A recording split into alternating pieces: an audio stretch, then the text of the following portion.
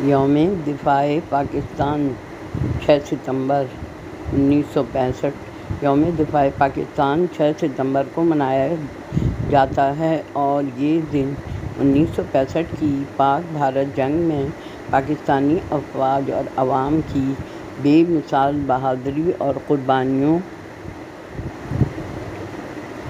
کی یاد میں منایا جاتا ہے۔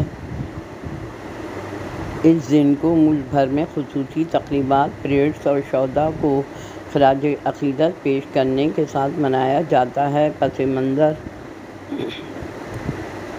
1965 کی جنگ اس وقت شروع ہوئی جب بھارت نے رات کی تاریکی میں پاکستان کی سرحدی حدود کی خلاف ورزی کرتے ہوئے لاہور پر حملہ کر دیا۔ لاہور، سیالکوٹ اور دیگر محاذوں پر بھارتی افواج نے شدید حملے کیے، لیکن پاکستانی افواج نے اپنی جانوں کا نذرانہ پیش کرتے ہوئے دشمن کے عزائم کو ناکام بنا دیا۔ اس جنگ میں پاکستان کی مسلح افواج کے ساتھ ساتھ عوام نے بھی بھرپور جذبے سے حصہ لیا اور اپنی آزادی کا دفاع کیا۔ صدر ایوب خان نے قوم سے خطاب کیا۔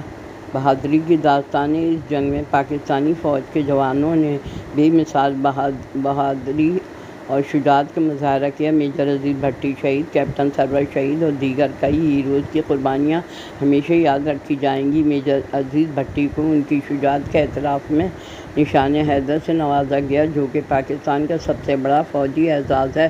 یوم دفاع کی تقریبات: یوم دفاع کے موقع پر ملک بھر میں خصوصی تقریبات منعقد کی جاتی ہیں، جن میں قومی پریڈز، شہداء کے مزاروں پہ پھولوں کی چادریں چڑھانا اور مختلف تقریبات شامل ہوتی ہیں۔ اس دن کو نہ صرف فوجی جوان بلکہ عام شہری بھی فخر کے ساتھ مناتے ہیں اور پاکستان کے دفاع کے لیے اپنی وابستگی کا اظہار کرتے ہیں۔ یوم دفاع ہمیں یہ یاد دلاتا ہے کہ پاکستان کی آزادی اور خود مختاری کی حفاظت کے لیے ہمیں ہمیشہ تیار رہنا ہوگا۔ یہ دن ہماری قوم کے اتحاد، عزم اور جذبے کی علامت ہے اور ہمیں ان عظیم قربانیوں کی یاد دلاتا ہے جو ہمارے شہداء نے اس وطن کی حفاظت کے لیے پیش کیں۔